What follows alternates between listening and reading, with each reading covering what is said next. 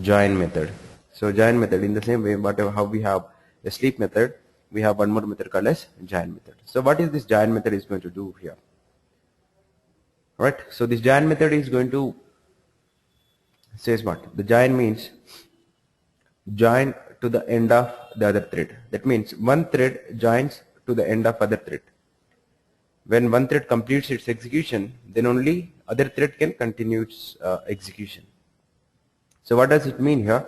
Let us try to do. Let us try to write here. So I'm going to comment this thread. I'm going to comment this thread here. What is this? Thread 2. So in my program, if you see, there are two threads. One is the user defined thread I have first, and one by default thread is main thread. So instead of sleep method, what I'm going to do here is I would like to call the join method. Right? So the join method. So join method is a non-static method. So to call this join method, you require object. It is a non-static method. So as yesterday sleep method we have called, and it is a static method. What is the sleep method? It is a static method. There is a reason why I'm directly calling this method by using its class name. But join method is not a static method. It is a non-static method. It means instance method. So if you want to call the instance methods of a class, you require the object of that class. So I have an object here, thread object T1, and join method is from the thread class. So I'm going to call this, what is it? T1 dot join. Is it T1 dot join? Now let me remove this try and catch also. Not required because it doesn't throw any exception. Just I have used join now. So what is the meaning of this? Now if you see here, if you see my program flow here, main methods flow especially, so it is going to execute. So it starts executing here and it prints it. Then one statement, first iteration. After first iteration, what happens in the first iteration? It is going to print the statement for me. Then I have a statement called as join. So let's see what it is going to do here. And let me remove the sleep method from my target thread also. Not required. Just right. I'm removing everything. A simple system.out.println inside my target thread also. Right. This is how we have these threads. Nothing. Very simple code. Both threads are having both methods are having, I can say, right, for loop, and one executes 100 statements, other one executes 50 statements. Let me compile my program. Java C main thread dot Java expected. Yep, semicolon is missing. Yeah, it is also throws an exception called as interrupted exception. So you need to handle it. The same thing, try and catches you must have. So I'm not going to use try and catches. So I can write, because it is a checked exception, I can write like this also. Throws interrupted exception. Fine. It's fine now, compiled. Now let's see how this program is going to execute for us. Java main thread. Right, so I'm going to execute this. Now you can see it's executing fine. Now see here, main is printing 0, and then you can see first thread is completed its 50 statements, right? Then main is started executing, right? So what is the output here? Just go through the output.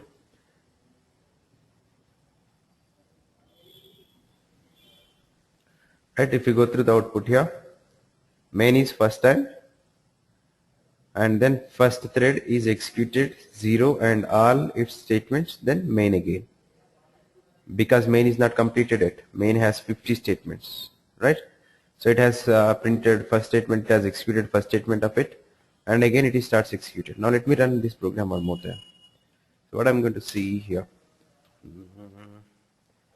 again the same, right? But here this time, so main is executed one statement, then after first thread is completed, it is started executing. Let me execute one more time.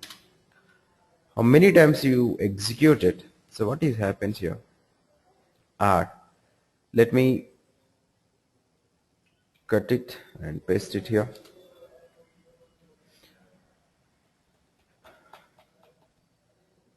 Right? So this is a bit complex to understand. Now let me compile my program and execute it. See here. Now if you see main here, and first is completed and main is started. If I run one more time, you see the same output. Why it is happening, right? So why main is started executing after the first is completed, right? That is the meaning of this thread dot join. So what is the meaning of this? Main method will be executed. Main method will be executed under a thread called as main thread, right? Who calls this main method? Main method will be called by main thread.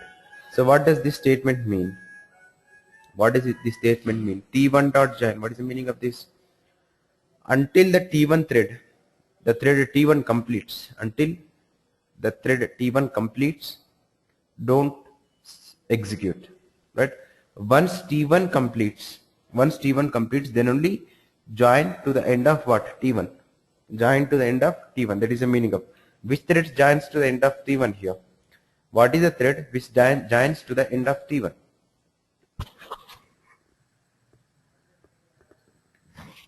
So what is the thread which joins to the end of T1 here? The current running thread. Currently running thread means what? The thread which is calling main method. The thread which is calling the main method. That thread joins to the end of what? T1 thread. So the thread which is calling the main method is what? Main thread. And main thread joins to the end of what? T1 thread. That is the meaning of this. Main thread joins to the end of T1. Right? So let's suppose I'm going to modify some bit of code inside this. So what I'm going to do here is I'm going to make my target thread. Right? So what I made here, I kept my previous code. So with each iteration of my target thread, so it is going to sleep for what? 100 milliseconds, right? Or we make it 1000 milliseconds. So 1 second it is equal to. Now what happens here? My target thread, for each iteration of it is going to sleep for 1 second, right? So and my main thread, what I have in my main thread, I wrote join to the end of what? Target thread. Join to the end of target thread. T1 dot join means what? T1 is nothing but a target. And I'm writing what? T1 dot join. What is the meaning of T1 dot join? The currently executing, the main method is executed by main thread, and currently executing thread, I'm asking it to join to the end of what? T1. Now let's see what happens here. Now yesterday we have seen when one thread is sleeping, when one thread is sleeping, enters into a sleep mode, that time is utilized by the other threads. That is what we have seen, right? So whenever you have multiple threads, out of multiple threads, when one thread enters into a sleep mode, that time can be utilized by other threads. So for each iteration of this target thread, it is going to sleep for 1 second. And there are two threads in my program now. What are the two threads I have? One is main thread, one is target thread. But I am saying what? Join to the end of target thread. So what it is going to do? Whether it is going to complete its execution, or whether this main thread is going to wait for the target thread to complete. So what it is going to do here? Let us try to see. So what this program, how this program is going to behave now. It's fine compiled. See, for each iteration my target thread is entering into what? Sleep mode. But main thread you cannot see. Nowhere the main thread is executing. Why main thread is not executing? Because I said main thread to join to the end of what? The T1 thread. So main thread will not start its execution. Main thread will not start its execution until this T1 completes. Until this T1 completes the currently running thread. Nothing but what? Main will not join to the end of this one. Right? Now let me do one simple experiment then. So I'm going to do what? Thread 1 and thread 2. I'm removing the comments on thread 1 and thread 2 here. Now I'm going to write T2 dot join. So what is the meaning of T2 dot join? So I'm saying a main thread. I'm saying these two statements. What is the meaning of these two statements here? I'm asking main thread to join the end of T1 as well as to the end of what? T2. So main will start its execution whenever these T1 and T2 will complete. Now let's see here. Now is it completed? Yeah. See here. First thread is completed. Then only the main is started. Now let us compile here. So what the main is going to do here?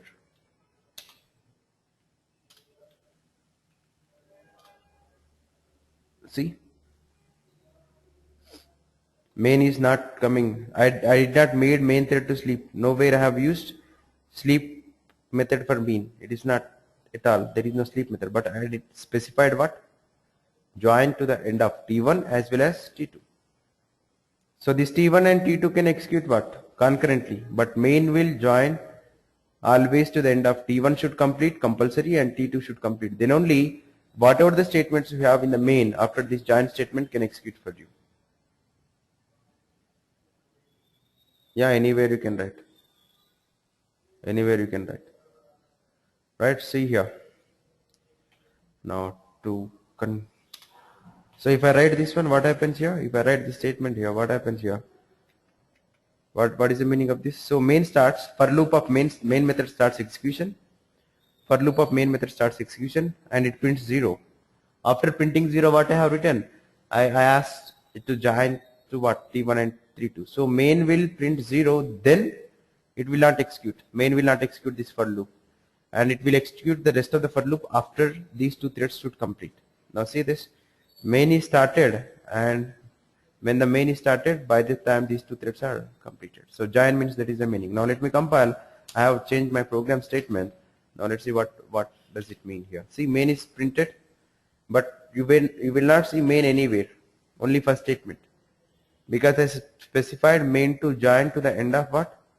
The other threads.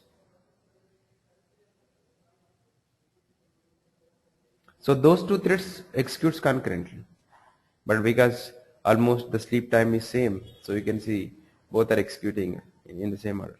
So once they complete their 50 statements, then only main starts executing from its first statement. Now you can see that on the screen. So what is the meaning of join here? Join to the end of the currently running thread. So what is the currently running thread which is executing this method? Main. I'm asking main thread to join to the end of T1 and T2.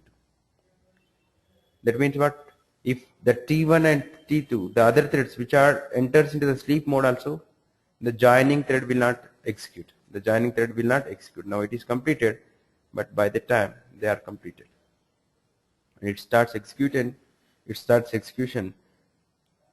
from the first statement, right? So if you how many times you run this program, main will complete last always, and that will be completing last always after the first and second threads are completed. Getting me?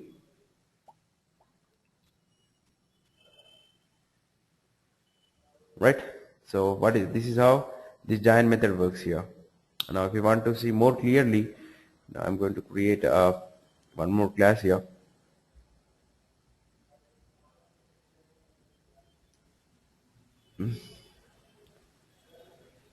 Target thread, copy it.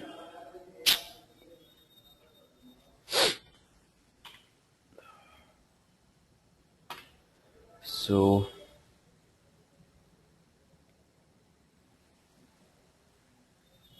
one,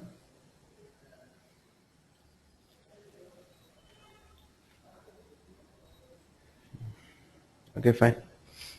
We make this as 1. Save it with 1. Save dot Java. Fine. So main thread,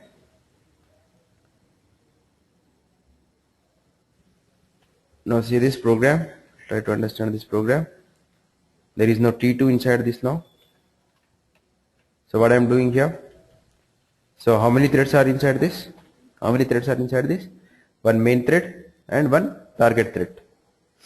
Now from the target thread code, what I'm going to do is, from the target thread code, I'm going to call thread 1, tt1. So what is this? Just threads. You can create the thread anywhere, right? It's just object creation, can be done anywhere. So what is the meaning of this T2? T2, T2, Tt1, Tt1. So what I am doing here, main thread starts, see the flow here, simple. Main thread starts. When main thread starts, it calls the run method of target thread 1. When target thread 1 starts, from here I am creating one more thread, absolutely can create it. And this thread is what? Target thread 1. This is the target to target thread 1. So let us keep this as second. And this is this dot start. What is the meaning of this dot start? T2 dot start. T2 is having a target of what? This thread. T2 is having a target of Tt1. Tt1 means this class. Now here I am making to sleep.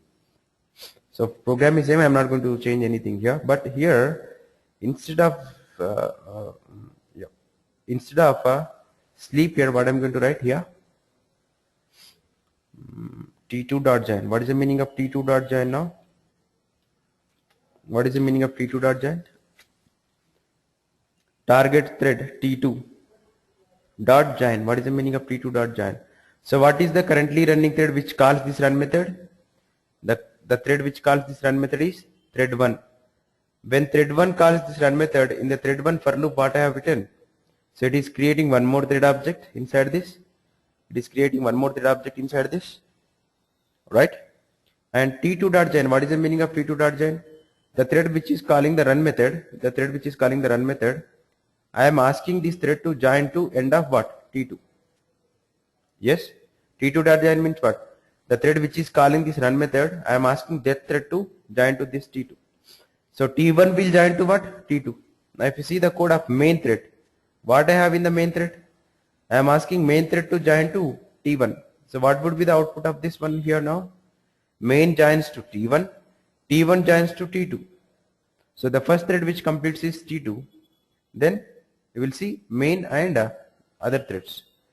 So first will be T2, then T1, then second, first and main. Like this you will see the output.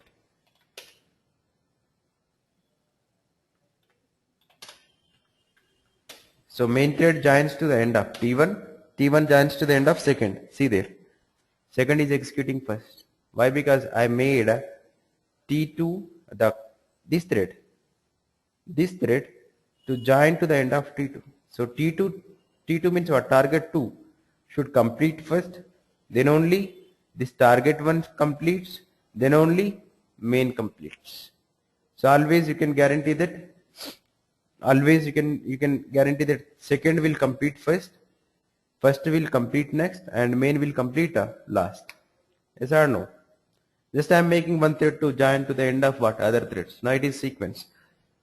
Always you will see second thread completes first, then main thread, then first thread, then main thread. Just wait and see here. See, now first and main, you can see the order. Second, then first, and then main. How many times you run the same?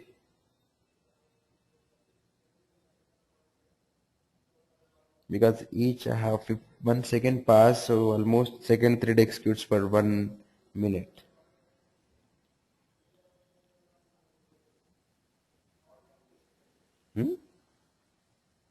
Where is the output transfer twice? Where you see output transfer twice? I don't get. Just I am running this. It is not executing. I am running it. It's that twice it is running. I am only doing this. Just to show you the output clearly, I am running this multiple times. Yes. No, I am only running it twice. I am making it to run. It's not running. Just to confirm that the same program flow twice. That's it. See how many times you run this program, it is executing in the same way.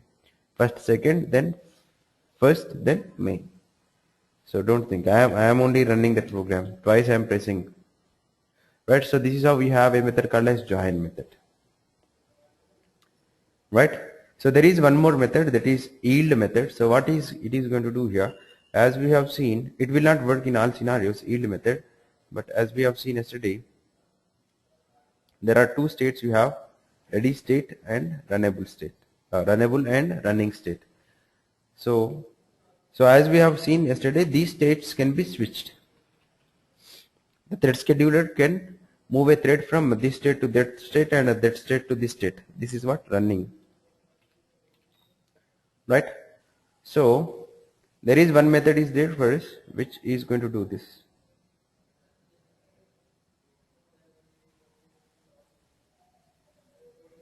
So these states can be switched. So when you call the sleep method, it goes to up. When you call the sleep method, what happens here? Here one more new state you will have, that is sleep method. Sleep state. I am not interested in this. And a thread enters into this state. A thread enters into this state by calling the sleep method. That's what we have seen. But there is one more method is there. So by calling the yield method, there is one more method. What is it? YIELD. It is again a static method. You need to call this by using class name. Yield method. What is the meaning of yield method? So calling a yield method on a currently running thread. Calling a yield method on a currently running thread, it immediately moves back to what? To runnable state. So calling a yield method on a currently running thread, what is your scheduler is going to do? It removes this thread from this running state and it immediately moves it back to what? Runnable state. Then it is going to give the opportunity for some other threads which are waiting in the pool, thread pool. Right? So running thread, yield method causes the currently running thread move back to what? Runnable state immediately. And give the opportunities to other threads which are waiting in the pool for execution. That means what? You cannot guarantee that always the removed thread. So what is the meaning of this? The currently running thread will be removed and it is placed back to what? Runnable state. And your thread scheduler can pick the thread which coming back from what? Running state to runnable state, and from that it can again pick the same thread. You cannot guarantee it. There are multiple threads are there, right? So the one thread which is moved from running thread state to what? Runnable state. So that doesn't mean that it cannot give any chance. Again it may be picked for execution also. You cannot guarantee it. The thread which is moved back to a runnable state, again given an opportunity immediately to execute it instead of giving the opportunity to other threads. So generally when multiple threads are there with same priority, threads will use what? Priorities here, right? So if you want to see,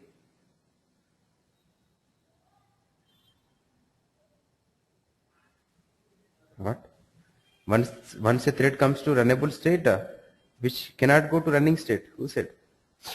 That is what is happening here. Whatever the outputs you see, that is what is happening.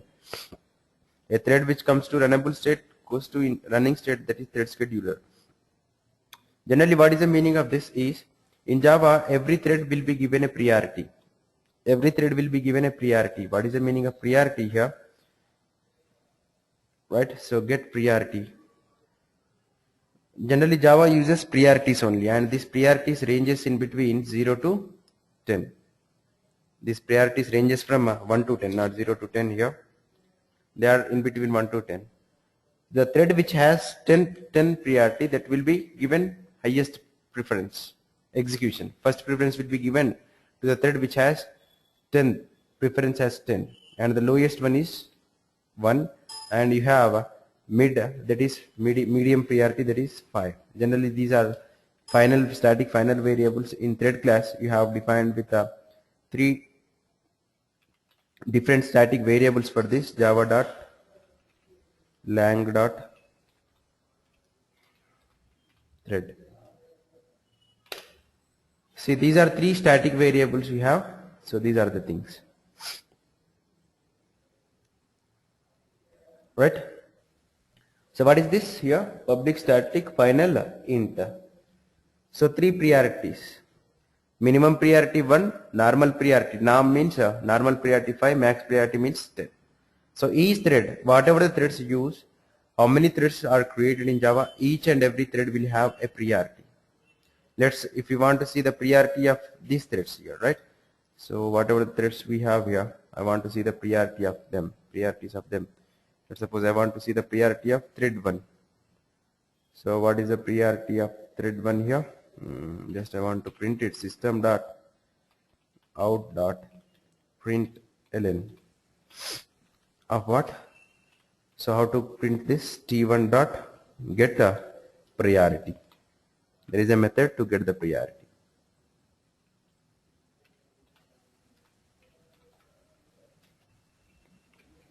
Right?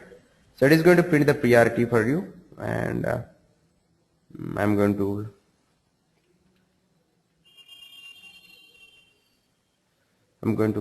just nothing I'm going to write inside this. I just made the comment so that just I would like to see I want to see the priority of the thread here. It's fine. What is this? 5. 5 is the priority. Each and every thread will be given by default priorities.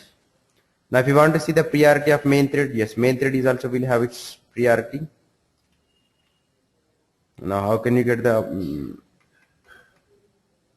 main thread priority?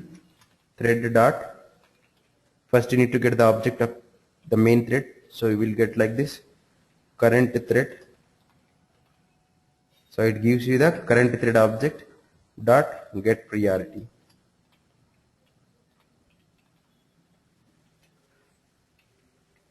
So by default priority will be given, by default each and every thread will be given priority as what? 5,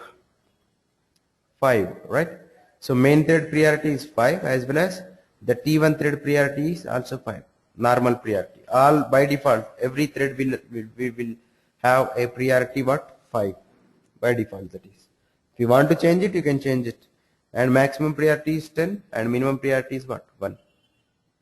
Now let's suppose I am going to change the priority. How can I change the priority?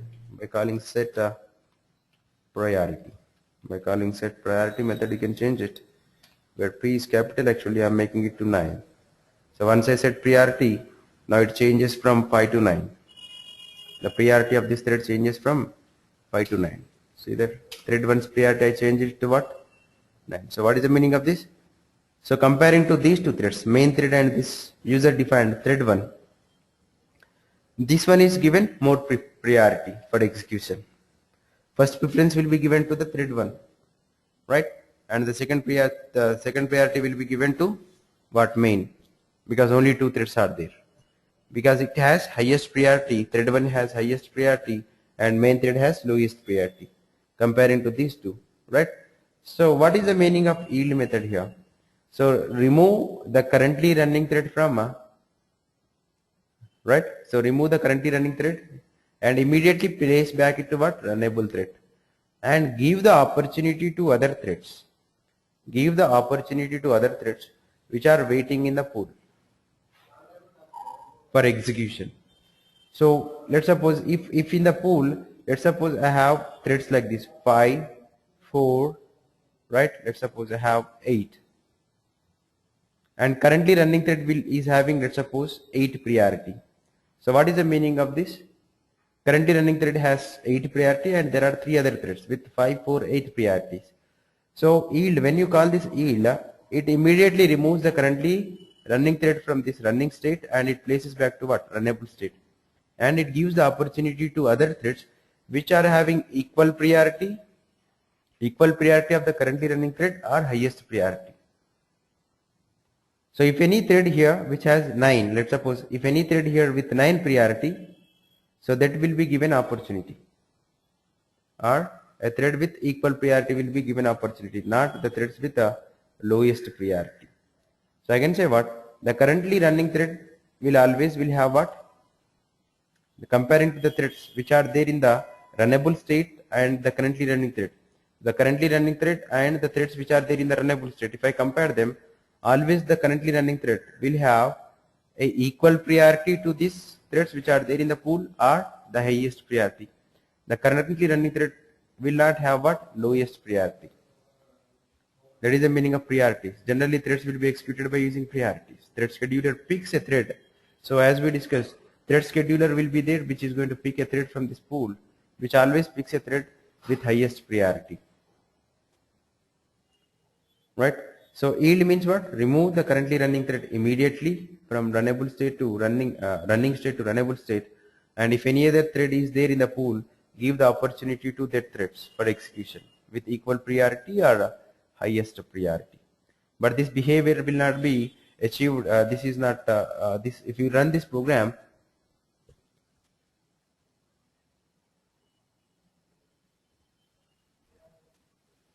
right? So if you run this program, so multiple times, right? So if you run this program for in different environments, what happens here? So you cannot guarantee the behavior of yield method. So it will not work in all environments. That is the thing you need to understand here. It works in some environments only. The priorities and all works with in some environments only. They will not work in all environments. Right? So this is one more method, yield. Remove the currently running thread immediately from what? Running state and place back it to what? Runnable state. Sleep method is different. What is sleep method is doing? It is placing this thread to what? Some other state. But yield means what? Immediately remove. That is what you have here. Right? So sleep means place a thread in some other state, and once it wakes up, then it comes to runnable state. So immediately removing, I can say what? Yield method. Right? So this is how you have these methods here. This is how we have these methods. Right? So join, sleep, and yield methods. Still you have some other methods, but stop. You can stop a thread. You can suspend a thread. You can resume a thread. But those are all deprecated methods. Deprecated means what? They have some performance drawback, so you cannot use them. You cannot use them. They have some performance drawback. You cannot use them. That is what you have here, right? So this is where we can use some kind of methods by using which you can force a thread scheduler to change the thread's behavior. So you can slow down a thread by calling yield stop method, and you can ask a thread to join some other threads like this, right? So that is what you have here,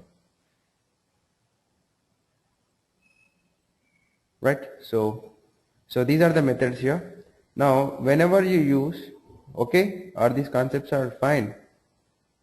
I'm getting lots of questions here. I don't know. Getting lots of questions.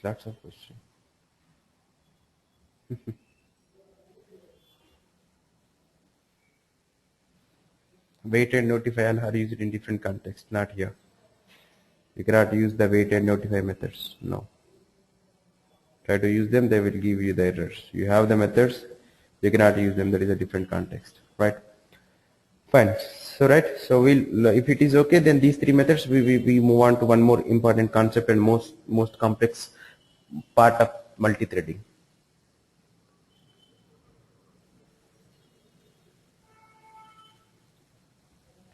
Right? So synchronization.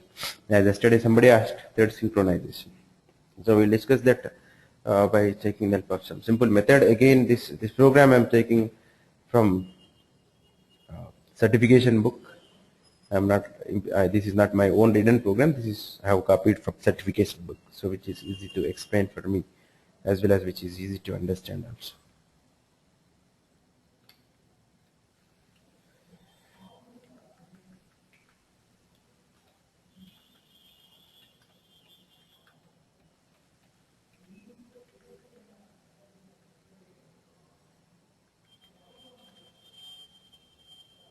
What happened? The API.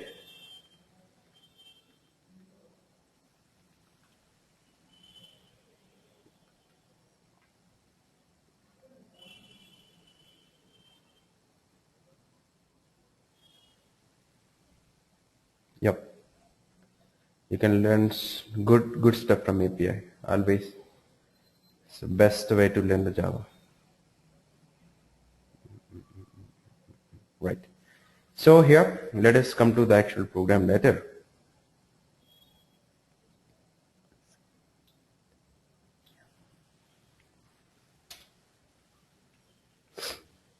Now let's see here.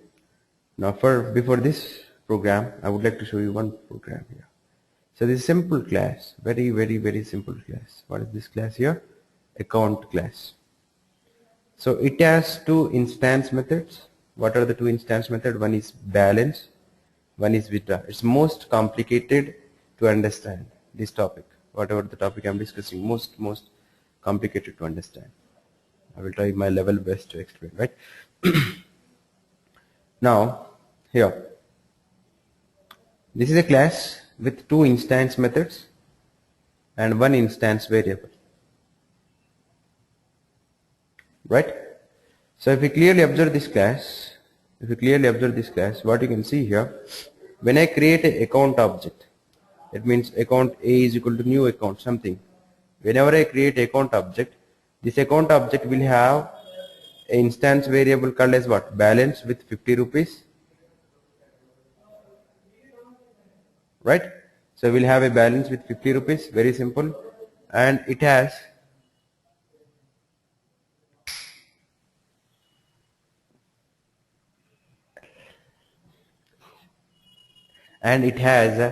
two instance methods, right? So what are these two instance methods can do for you? See here, these two instance methods are very simple. So here, now if I want to call this withdraw method, so how to call this withdraw method? Account object dot withdraw. Very simple. Because it is a private instance variable, you cannot call it by using object directly outside of this class. Right? So if I create one account object, what it is going to do? It will create a account object with 50 balance. Now this balance withdraw method is going to what? Detect the balance. This withdraw is going to detect the balance, how much amount you pass. Let's suppose if I pass 10 rupees, right? So that means let's suppose my account object reference name is ACC. So account ACC is equal to new account, then ACC dot withdraw by passing 10 rupees. So what happens here? Amount becomes 40. And when if I pass 10 rupees, amount becomes 30, then 20, 10, like this. Each withdrawal is going to detect the balance. Detect the balance means what? The instance variable value will be changed. That is what you have here. And this method, what is this method is going to do here? This method simply returns the how much amount is there in the account. Did you get? Did you understand this class? Very simple class. See this. Let's suppose I am writing account A is equal to account ACC is equal to new account. So what happens here? Account ACC is equal to new account. It will be creating one account object with balance 50 rupees.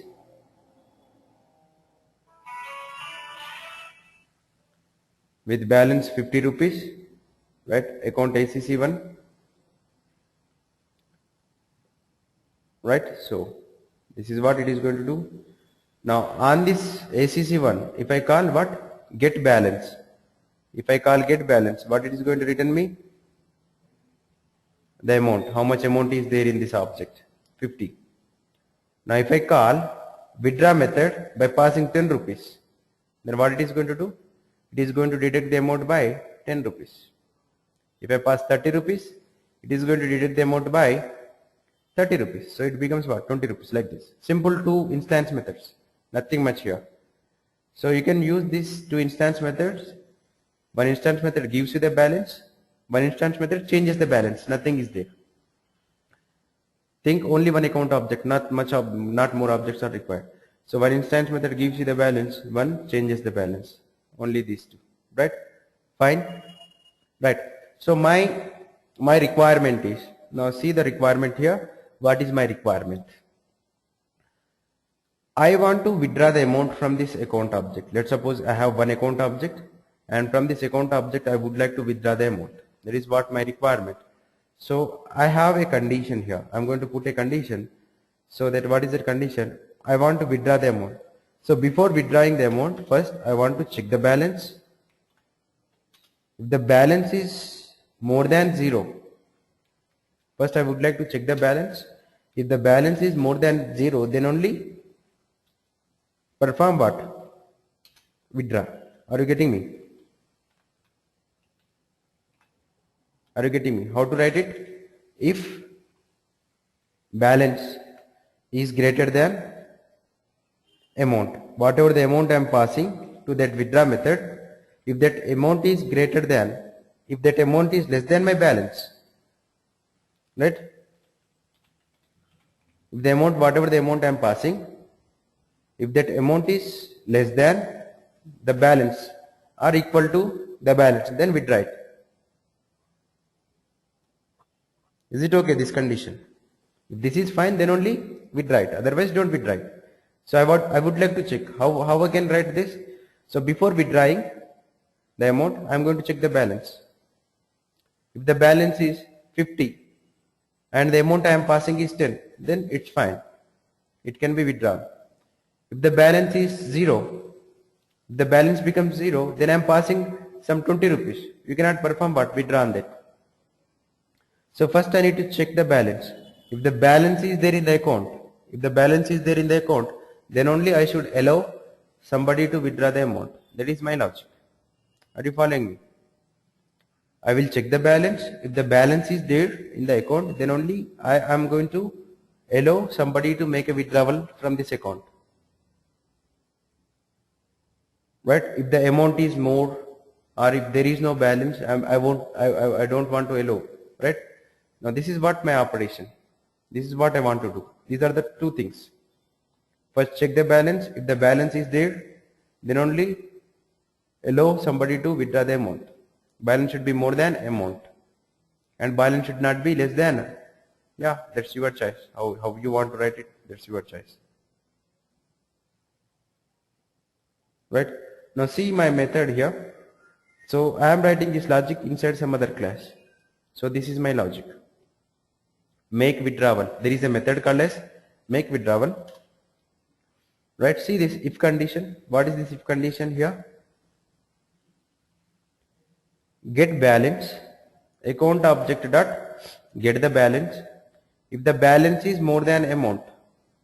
So this if condition is opened here and this if condition is closed here. Are you able to see that? Right? So in this if condition I have a logic, bit logic is there. So if condition is opened and if condition is closed.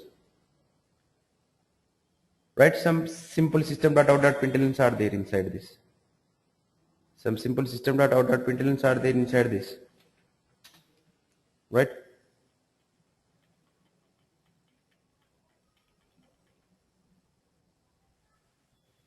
Right? So what is this here? If condition is opened. So first I am checking the balance.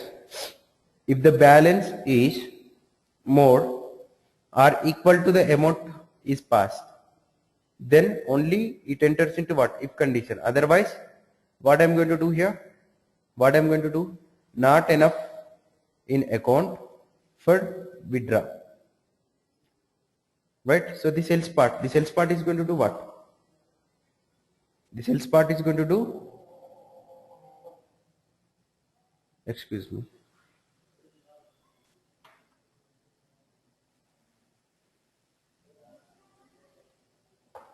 right?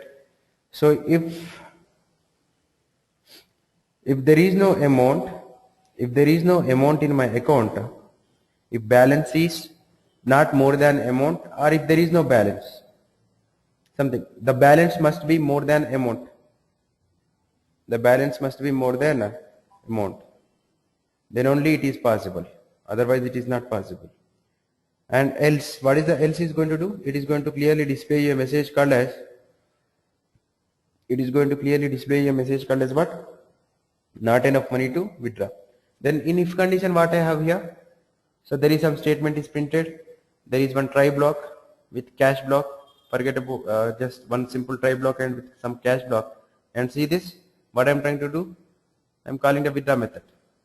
Is it my correct requirement? According to my requirement, is this logic is correct?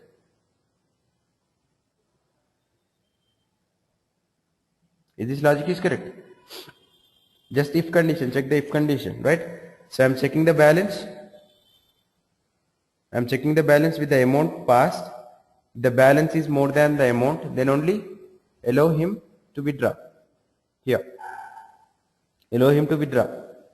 Otherwise, if the balance is not there, then display what? There is not enough amount in the balance. Yes?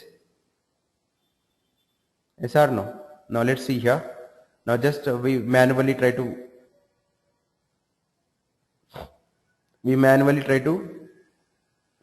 run this. Now let's suppose I am passing 60 rupees here. I am passing 60 rupees as amount, AMT. Into the AMT I have passed what? 60 rupees. Now what happens to my logic?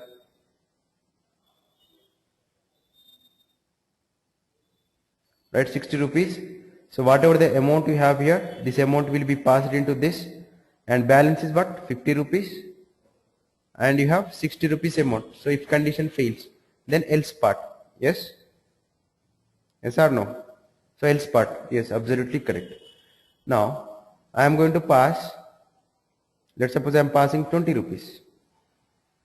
If I pass 20 rupees, what happens here? This amount becomes 20. Condition is true.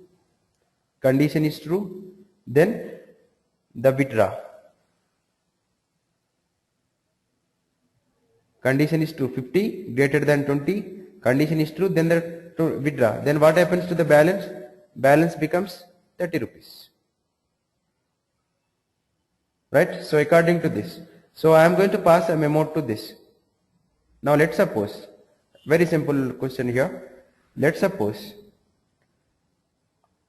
if I pass 10 rupees, to my method, so how many operations I can perform here? If I pass, each time I am passing 10 rupees only as a amount. Each time I will pass 10 rupees as a amount, so that how many operations I can perform? Only 5 times. So this if condition will be successful for first 5 times. When you pass 6th time the same 10 rupees, it will not pass, because by that time this balance becomes 0. So that means you can call this make withdrawal method 5 times, and each time by passing what? 10 rupees. If I pass 10 rupees for the 6th time, so what happens here? You will be seeing the message from else part. You will be seeing the message from else part, not from the if. Right? So that is what. Right? So that is what important to understand this. Now let's see here. So this is make withdrawal method, simple, where I have all my operations. So according to your logic, this method is arranged. According to my requirement, this method is fine. Now see this run method. What is the run method? What is the run method? So forget about this run method. What is the meaning of run method? We try to see. So this for loop. So what is this for loop is going to do for you? Can I explain this for loop, what it is going to do for you?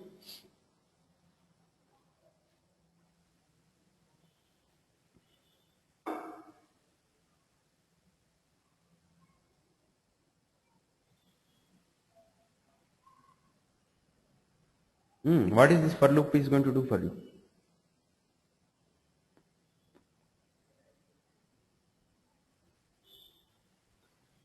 So make withdrawal method is called by passing amount 10 rupees.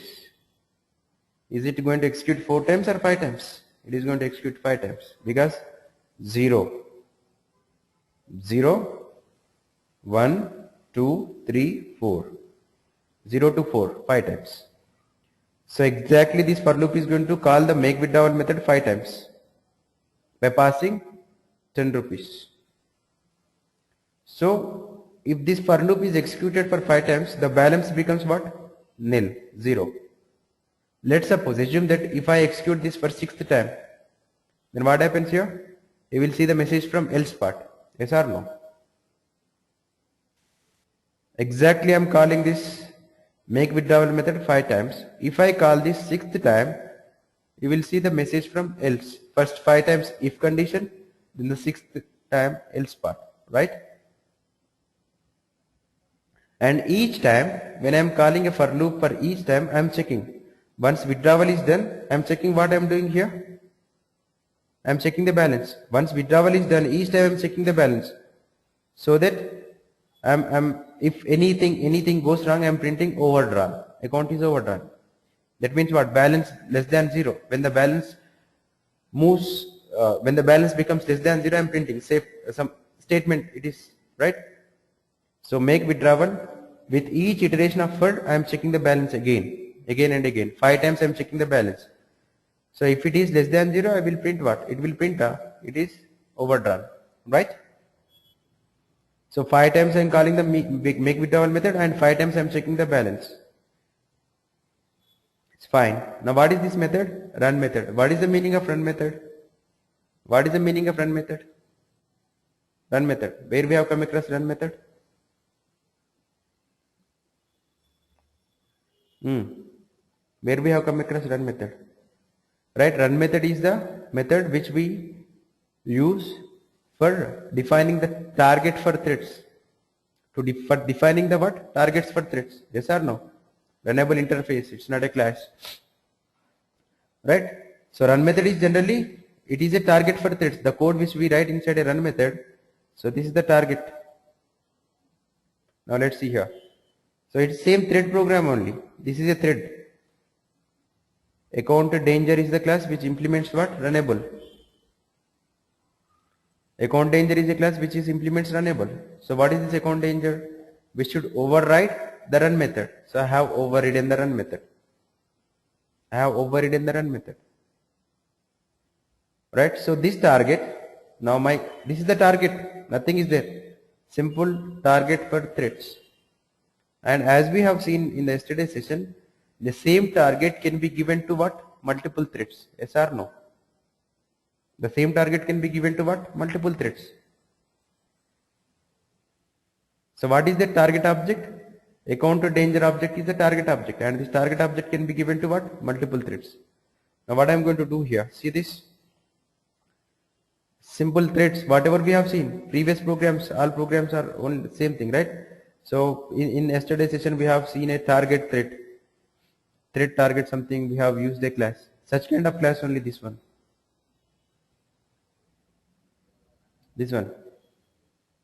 Target, thread target, what I have? Run method.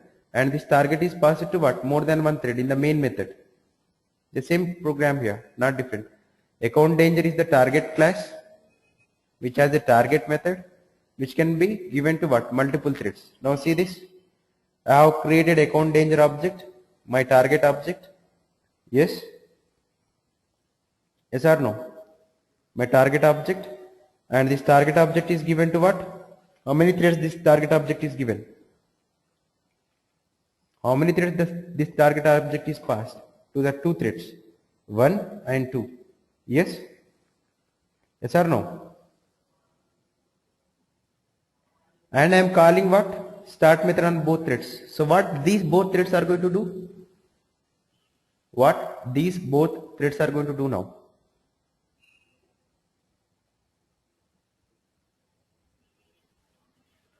For both threads, there is the same target. What is that? R.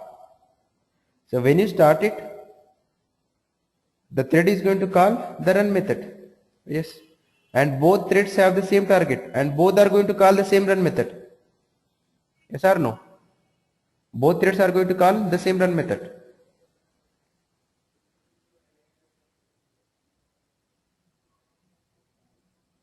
Yes or no? Right? So this is what it is going to happen. Now, so two threads having the same target, and both threads are started, and both are going to start this run method. Now how many iterations will be happens here? Absolutely it is created. Here. It is instance variable. It is created. ACCT object is created. Okay? So without this account object you cannot call the accounts method. Account object is there to call its methods. Account object is there. Now my question is what? Simple. Now how many iterations will be performed on now? How many iterations will be performed on my account object now? There is one account object inside this class, and how many iterations will be performed on this account object? How many iterations will be performed? 5, only 5, total 10 iterations. Why total 10 iterations? For each thread 5 iterations. 2 into 5, 10 iterations.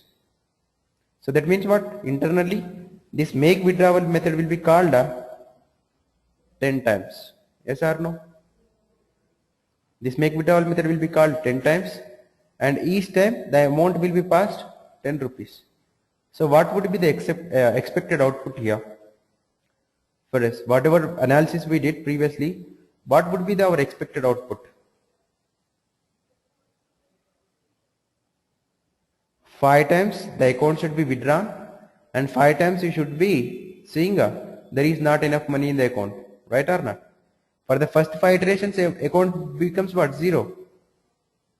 For the first 5 iterations, the amount in the balance becomes what? 0. Then from the next iteration, it cannot perform the operations. From the next iteration, it is going to, it should display what? Else part. Yes or no? That is what we have did. That is what we have analyzed. Let us see here. What actually is going to happen? Is it the same? Is it my analysis is going to correct or not? Simple object orientation inside this. Java. Account danger. Spelling mistake, big mistake, not small.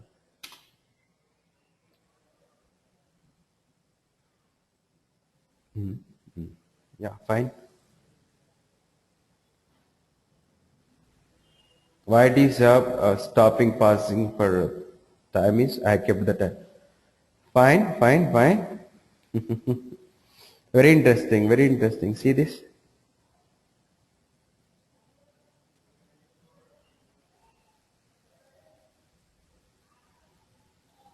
See this? What is the balance?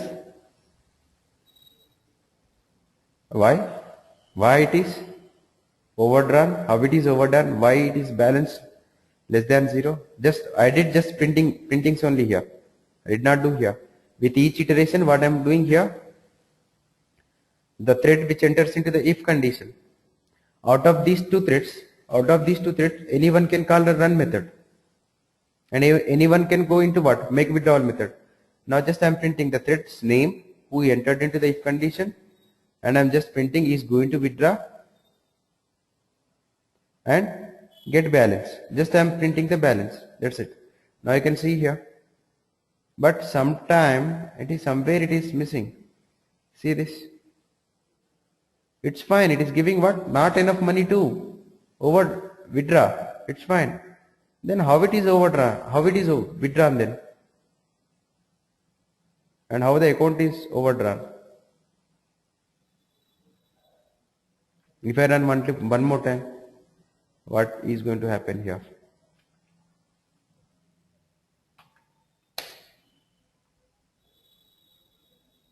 I think there is 1 second pass. No, 5 seconds pass it seems. Yeah, 5 seconds pass.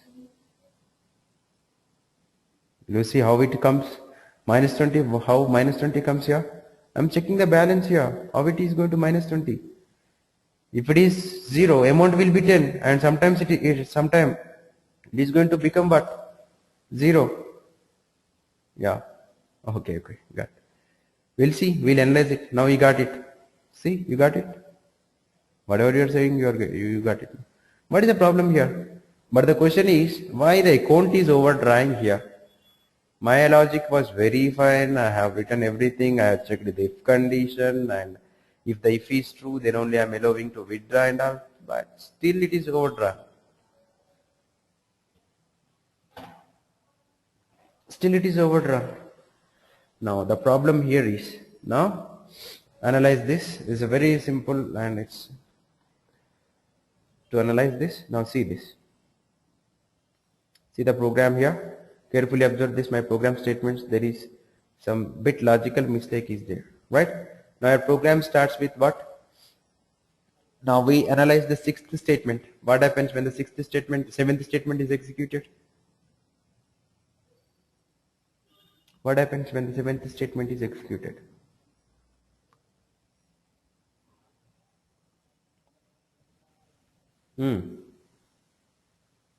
When the 7th statement is executed, it creates an object for account danger class. and this object is referred by a variable called as what? R. Fine? Yes or no? But it has one instance variable. What is the instance variable it has? This instance variable, see, main method and one instance variable, ACCT. So what is ACCT? ACCT object is created. What is the meaning of ACCT object is created? Now in this object you have a balance 50 rupees. What is this? Balance. Right? So R is the object reference which is referring to this object, and this object internally has a relation. What is the relation you have? Has the relation. R has a count object inside it with balance 50 rupees. That is what is going to done at 7th statement. Right? So this is what here. If you want to represent it pictorially, yes, you can represent it. Just quickly let me draw this. R, ACCT.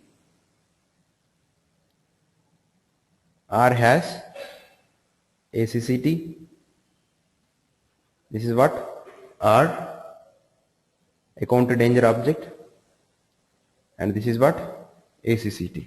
Instance variable. Don't think complex. It's not any complex thing. It's a simple instance variable you have.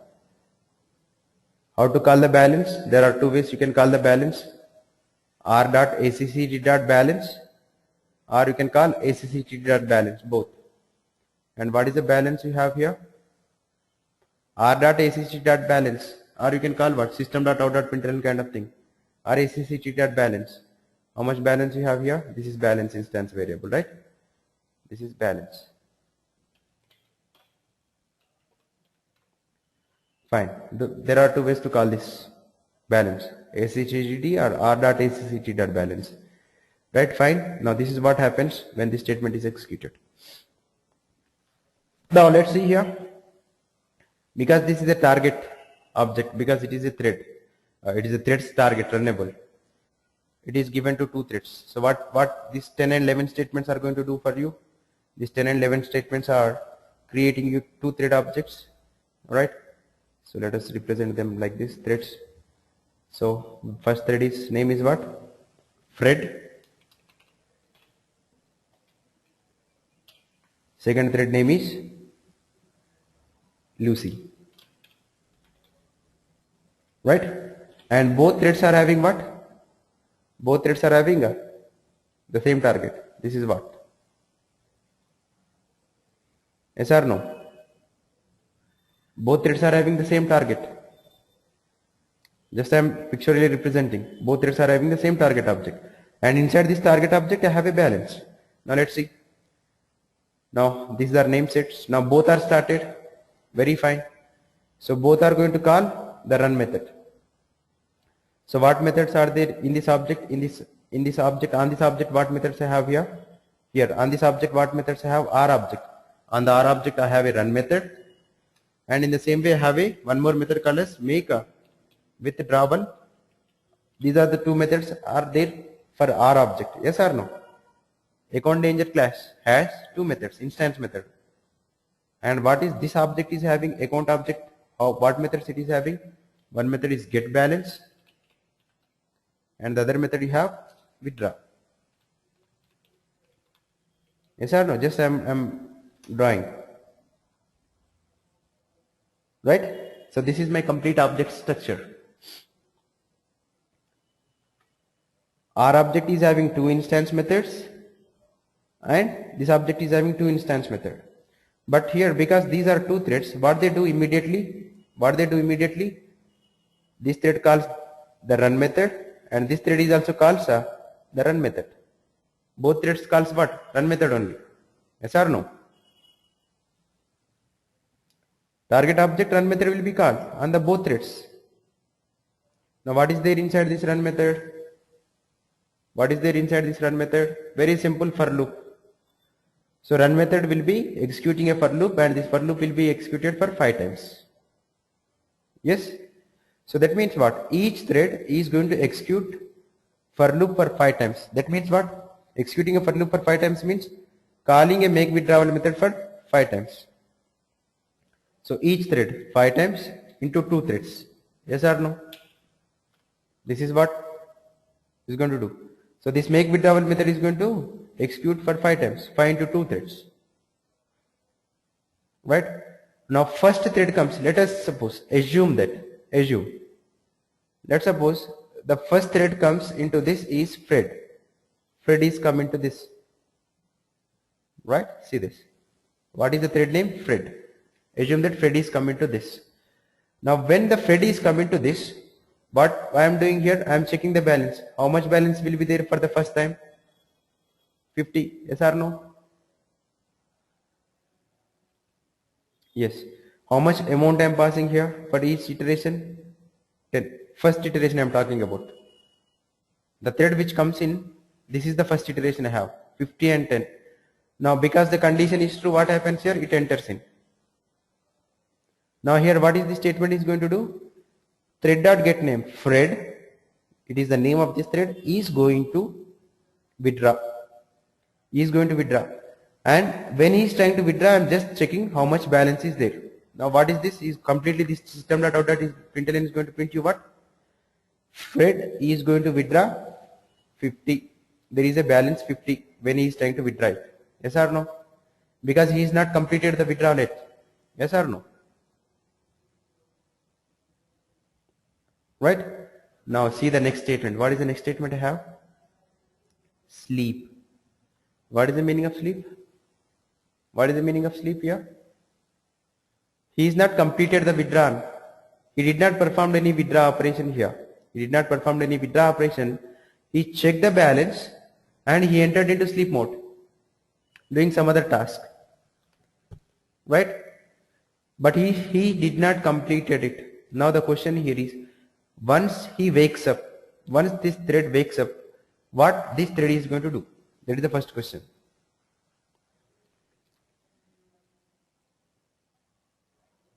Getting me what my question is? He checked the balance. After checking the balance, this thread enters into the sleep mode, and once this thread wakes up from the sleep mode, what that thread is going to do? Where it starts, it is going to start execution, where it stops. That means definitely the thread which enters into the sleep mode is going to withdraw the amount. Yes or no? Yes. Now there is a problem. What is the problem inside? Now as we discussed, when one thread is enters into a sleep mode, what other thread can do? What other thread can do? The other thread can also enter into this. Fred has entered, he checked the balance, he see the balance as 50, it is fine, he slept, but it is not withdrawn the amount. Amount is not still withdrawn. Now the other thread is entered. Now let's suppose Lucy is entered into this block. Lucy is entered into this block. Now can you say how much amount this Lucy will see? How much balance this Lucy will see? 50. Why? Because the amount is not withdrawn yet. So, but is this Lucy seeing the correct balance here? Yes. Actually, is it this Lucy is the correct balance? According to my programming logic, it is correct, but it is not correct. Why it is not correct? Because already one thread is entered, but he is not withdrawn the amount. Definitely he is going to withdraw the amount after wakes up. After wake up, he is going to withdraw the amount. Definitely he is going to do that. So that means what? The balance actually, what is the Lucy is seeing? The balance is actually not 50, it is 40 only. According to this, according to the logic, the Fred who has checked the balance is going to withdraw definitely, compulsory. Then when the Lucy check the balance, it is right 50, but it is not 50. It should be something what? 40. That means what? Sometime what happens here? At some time what happens? Now see the problem here. At some time, Fred check the balance, balance will be 10. After some iterations, balance becomes 10, yes or no? Let's suppose Fred check the balance here. So what is Fred is going to do here? He is going to sleep. And at the same time, because he is going to sleep, at the same time, Lucy entered in. So what happens here? Lucy also checks the balance, right? So Fred wakes up, Fred is going to withdraw it. Then it becomes what? 0. And when Lucy wakes up, she is also going to withdraw. This becomes what? -10. Yes or not? Now that is what There is a reason why this account is overdrawn. See the statements. See the output statements. Fred is going to withdraw, but before withdrawing, he entered into sleep mode. When he entered into sleep mode, Lucy is checking the balance. When the Lucy is checking the balance, actually it is 50, but it is not 50, because once that thread wakes up, it is going to withdraw. See, somewhere both threads sees the balance as 10. Both threads sees the balance as 10 and both enters into the sleep mode.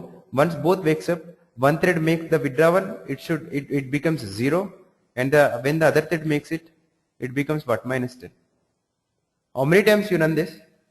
Definitely the account is going to be overdrawn. 100% the account will be overdrawn, because see here, now see what is the problem inside this? Both are seeing the account balance as 50. Is it really 50? No. First thread actually seen the balance, and definitely that thread is going to withdraw it. When the second thread is seeing, actually I can say it is seeing the bad data. It is seeing what? This is not the correct data, this is the bad data. This is not 50 actually, this is 40 only. But it is seeing the bad data. Right? It is something like a problem, very simple, similar problem. So let's suppose somebody is reading and somebody is writing. Let's suppose there is one notes which is shared in between two persons. Somebody is trying to read, somebody is trying to write. What happens? At the same time, there is a common notes, right? And somebody is trying to read, somebody is trying to write.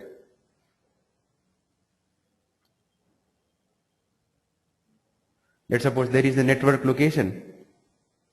There is a common repository I have, and there are some documents kept, right? So somebody has taken the document to write it, but before completion of writing, somebody has started reading it. What happens there? Right? Definitely there is always the person who is trying to read, he is going to read what? Bad data. There is a problem of what? There is a possibility of reading what? The bad data.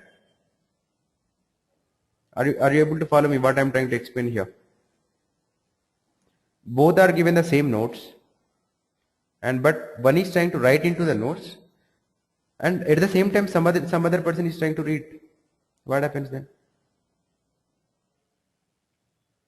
Definitely there is a possibility of what? The thread which is reading, he can what? Read the bad data. That is the same thing here happening. So withdrawing is nothing but what? In simple I can say withdrawing is nothing but, withdrawing the amount is nothing but what? Writing the data into what? Object only. Updating the object with new data, writing. Getting the balance is nothing but some kind of reading operation. This is some kind of reading operation. This is some kind of what? Writing operation. And one thread is trying to write the data here. So what does this mean here? One thread is trying to write the data into that object, and at the same time the other thread is trying to read it. That is the reason why it is trying to, the other thread which is trying to read it, see it is getting what? Some bad data. Right? Because this thread is definitely going to write the data into that object. But before completion of this writing, the other thread is started reading it. Then definitely it is going to get the bad data. Yes or no?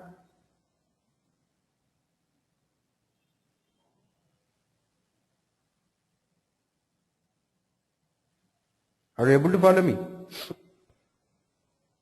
So at this second statement, what I can say here is, so the thread which is reading it is reading wrong data. So how can I overcome that problem? This is a regular situation, regular problem which we come across always. How can I overcome this problem then? How should I overcome this problem? So that my account should not be overdrawn. Now can you tell the solution for this?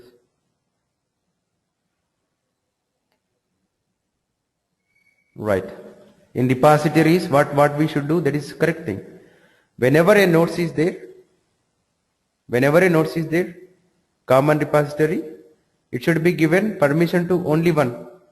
When somebody is doing operations on this, don't give the permission to others to read it. Simple. Once either but somebody is reading it, don't give the permission to write it, or somebody writing it, don't give the permission to read it. Anyone is completed, then other one can do other operation. Yes or no? So this file should be locked. This file should be locked. If somebody is trying to write into this file, so no other person can open it. It should be locked. Once it is completed writing, that means what? Lock is released, then only some other person can read it. That is the concept here. That means what? In simple I can say here, the same concept actually, right? So if somebody is trying to, when somebody is trying to call this method, when some thread is trying to call this method, until this method is completed, execution of this method completed, I should not give the permission to other thread enter into this block. That is the one way. So what is the meaning of this? So this is the method where I am performing reading as well as what? Writing operation. Once this method is executed successfully, then only I should give the other thread can enter into this block. Yes or no? So how can I lock this method? How can I log this method? Right? That is where we come across a simple keyword called as synchronized. This is where we come across a simple keyword called as what? Synchronized. Let's see here. I did not do any modification in my program except adding a simple keyword to the method. So what is my intention is, let's suppose if Fred entered into this, if Fred is trying to withdraw the amount, I don't want Lucy to enter into this block.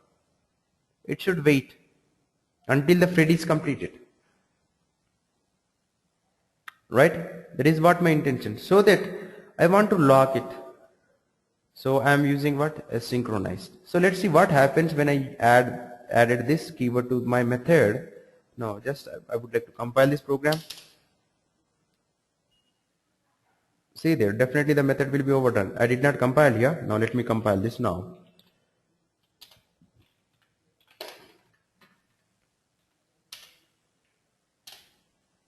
Java. Fine. See, Freddy is entered. See, Lucy, you did not see any statement related to Lucy here. Yes or no? Previously Lucy is entered when the Fred is the thread which is in sleep mode.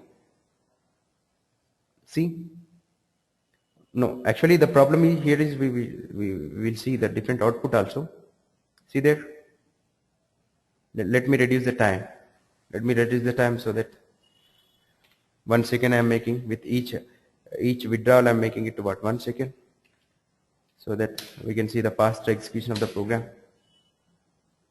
Only Fred you can see, right? Fine, no problem. No problem. You can see when you run multiple times somewhere you can see Lucy also. Here also you will be seeing Fred, no problem. Let me add 1 or 2 statements. So clearly see this. Now I am going to write Control C. Just system.out.println I am going to print here. Thread is in what method here? In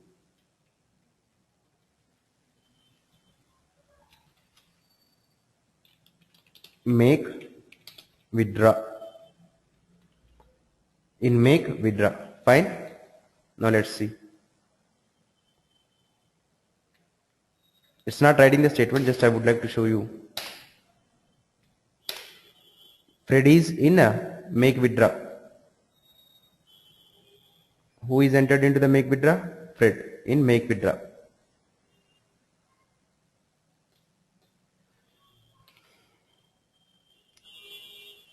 And Control C. Try to understand this concept, very important. What is this method? In run.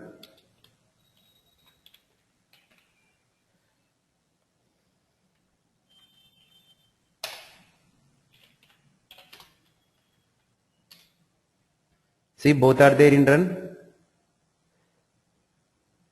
Yeah. Both are entered into the run. Both threads are started executing, but Fred entered into the make withdrawal. but why Lucy is not able to enter into the make withdrawal? No, it is not that one actually. Now you can see this. Whatever the output I am expecting, I think you can see this output now.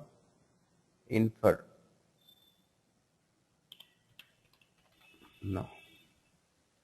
Just everywhere I am trying to add the out.println. Just trace the output. That is important for me. That is important for me. Right? See this. First thing is account is not overdrawn. Nowhere you see the account is overdrawn. Is yes or no? That's the first thing. Now see the statements here. First thread who started run is Fred. Immediately Lucy is also started run. Both are started for loop. That means what? Both are going to call a make withdrawal method. Yes or no? For loop means what? Make withdrawal method. Who started executing make withdrawal method? Fred. Fred entered into the make withdrawal, but after entering into the make withdrawal, he checked the balance, he completes it. Yes or no? See this. When Fred is in the make withdrawal, Lucy is also in the for loop, but Lucy is not entered. Let us increase the time now. Sleep time. 5 seconds.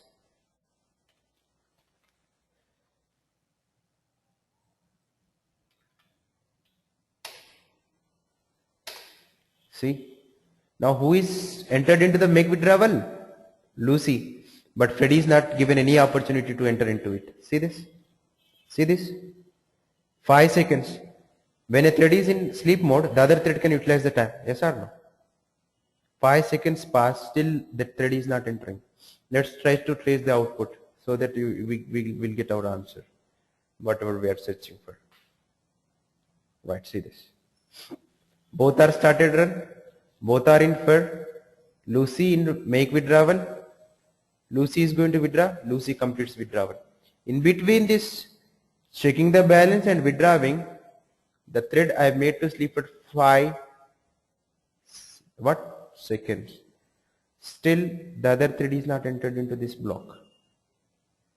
Now Freddy is entered into make withdrawal. When the Freddy is entered into make withdrawal, see this? When Lucy completes it. When Lucy completed it, Freddy is entered. When Freddy is completed, Lucy is entered. See this? When again Lucy is completed, some other thing is happening like this. Yes or no? I am able to access this block of code. This block of code can be accessed by only one thread at a time. Once that thread is completed this block execution, then only the other thread can enter into this block. Now to clearly understand what I am going to do here is, now observe this. I am removing this synchronized from make withdrawal. I am putting this to what? This one. So what is the meaning of this? What is the meaning of this? When I make a run method as synchronized, what does it mean? The thread which enters into this run method, once that thread leaves this run method, then only other thread can enter into the run method. Yes or no? One thread enters into this run method. Because I made this run method as synchronized, if first thread enters into this run method, let's suppose, I don't know which thread enters into this, Lucy or Fred, but one thread, if it comes out from the run method, then only the other thread can enter into it.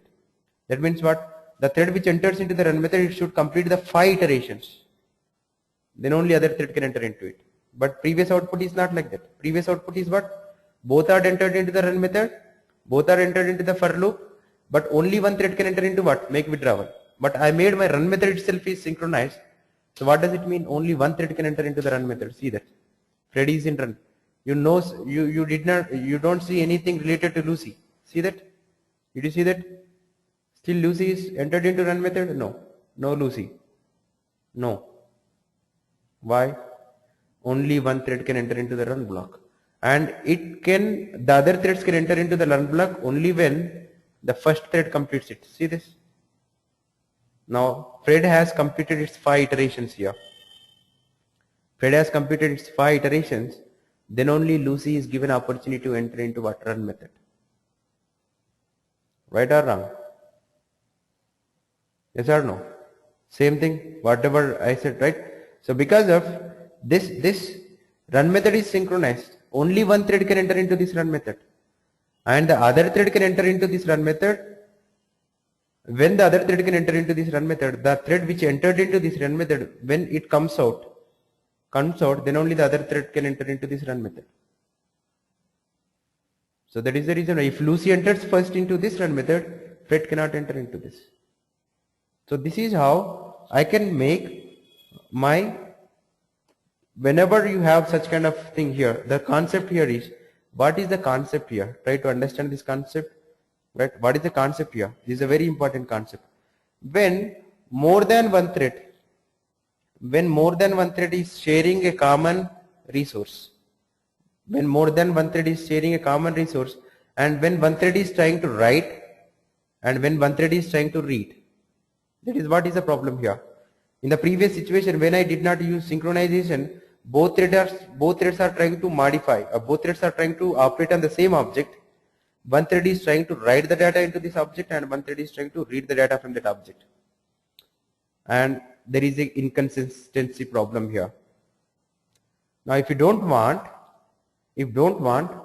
when one thread is operating on one object, if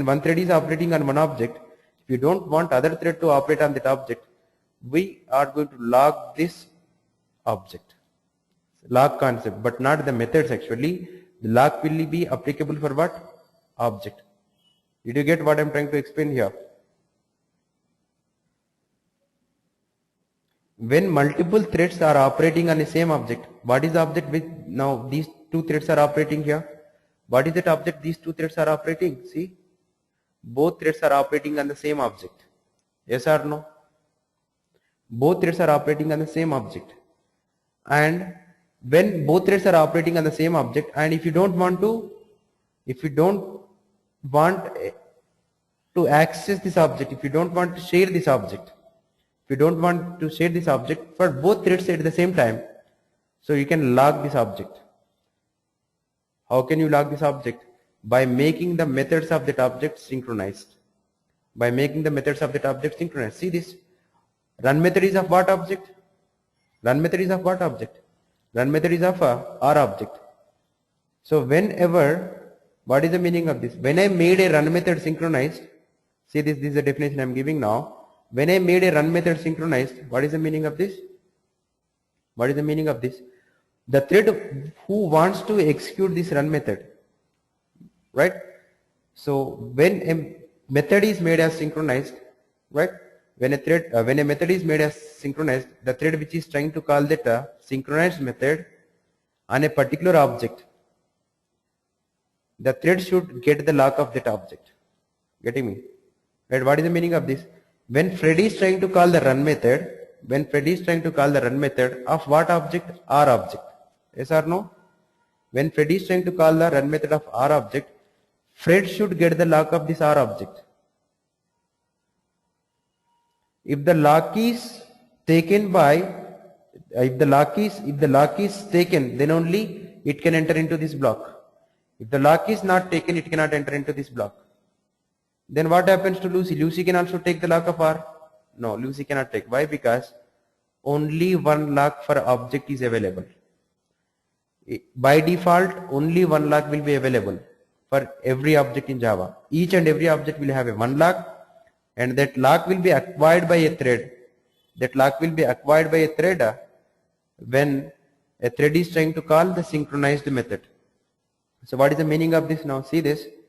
So when, let's suppose Fred is trying to call this run method, because run method is synchronized, Fred should get the lock of that object. If Fred wants to enter into this run, it should get the lock of this object. If the lock is not taken, then that thread cannot enter into this. That is the reason why, because already lock is taken by Fred, Lucy cannot enter into this block. No. When Fred is going to release the lock, when it completes its execution, lock will be released by Fred, then the Lucy is taken the lock. So that is the reason why you see the output. Fred is released the lock after completion of its run method execution. Then Lucy taken the lock. Now when I made my make withdrawal method as synchronous, then what happens here? When I made my make withdrawal method as synchronized, see this.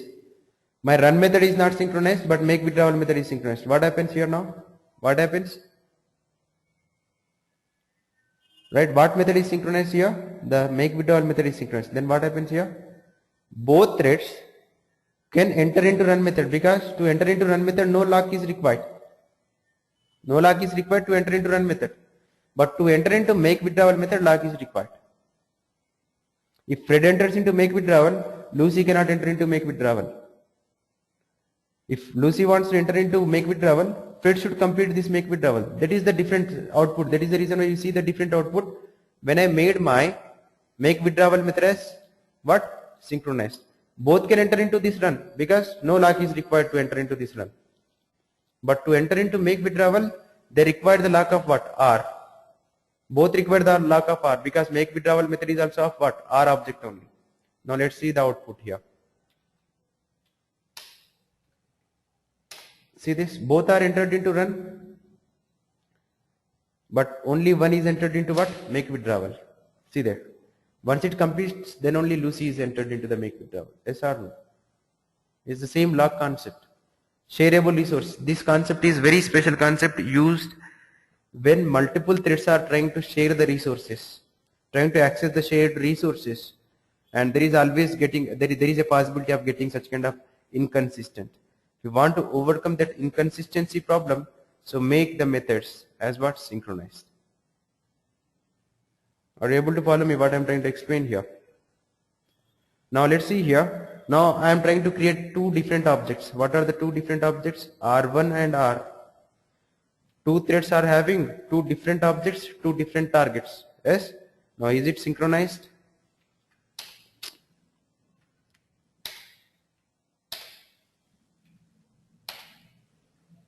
No synchronization at all. Why no synchronization? See, Lucy is in make withdrawal thread. Why no synchronization here? In this case? Why? Because, see this, why it is no synchronization here? Because Lucy is given one object. Lucy will take Lucy is not, both threads are not sharing the same object here now. In this case, both threads are not sharing the same object. Each thread has different object, different target. This thread has its own target to log, and this thread has its own target. This is R1. What is this? This is R1. R1 is given to Lucy. Lucy is taken the lock of this. R is given to what? Fred. This lock is acquired. This lock is acquired. There is no synchronization at all. That is the reason why you see here. You see here. Both are inferred. Fred is in a make withdrawal. Lucy is in make withdrawal. Two 50s you can see. Two 40s. Right? Two 10s. Because two different objects. So this is a very important concept to be noted here. Very rarely we come across this. When multiple threads are trying to share the same object, and one is trying to read and one is trying to write, you want to protect your object for unauthorized access kind of things. You make the methods of that object as synchronized. If a method of a object is synchronized, only one thread can operate on that method. Right? So this is what? Synchronization. And the thread which enters into the synchronized block, it will release the lock only when it completes it. Right? So if Fred enters into this make withdrawal, Lucy cannot enter. If Lucy enters, Fred cannot enter. So that is the reason why I can protect my object, locking. Right? So this is what you have, synchronization.